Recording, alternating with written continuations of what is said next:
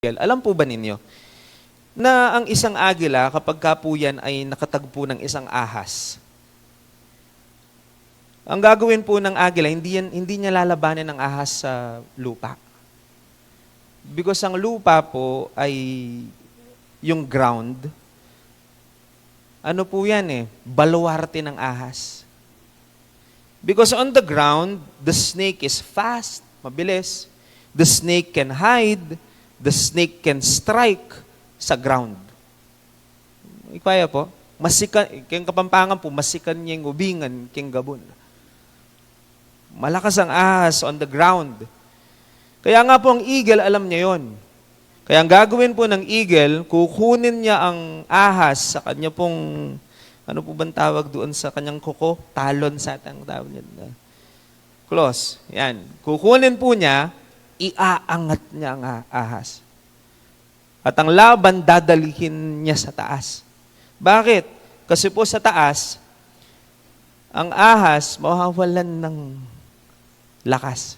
In the air, the snake will be disoriented, wala siyang footing, walang power. Hindi siya makakapag-strike, wala siyang depensa sa taas. In short, walang kalaban-laban ang ahas sa taas. Mga kapatid, kahit ano pang battle yan na kinaharap natin, talagang we are called na dalhin sa taas ang laban. Kaya nga sinasabi po ng Panginoon, manalangin tayo Kasi yun lang ang paraan para maiangat natin yung laban. Kasi kung lalaban talaga tayo dito, hindi natin talaga kakayanin. When we pray, hindi nyo lang po alam, pero it's like lifting our battles above. Kaya nga po, we win when we pray. Kasi po parang yung laban, tinataas mo. Nung baga po king basketball, talalaban nung tayo home court tayo. Are you fighting the enemy on his territory? Are you using worry instead of worship? Mapapagod ka talaga. Are you complaining instead of praying? Or are you using fleshly logic instead of spiritual discernment? So, we choose. Minsan po yung mga battles, constant na dumarating yan Haharap at haharap talaga tayo. Pero may kakayahan tayong pumili kung saan natin lalabanan at papaano natin lalabanan yung mga laban na yan.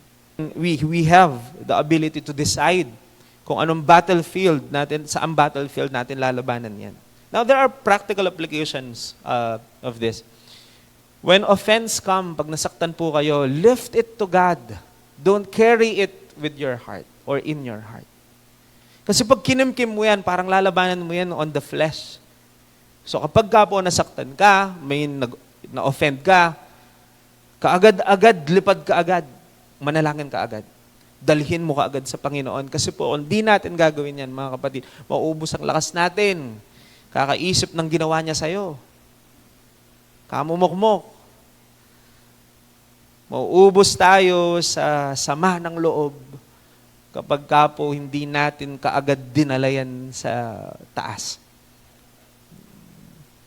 Hindi natin dinala sa Panginoon sa pamagitan ng panalangin.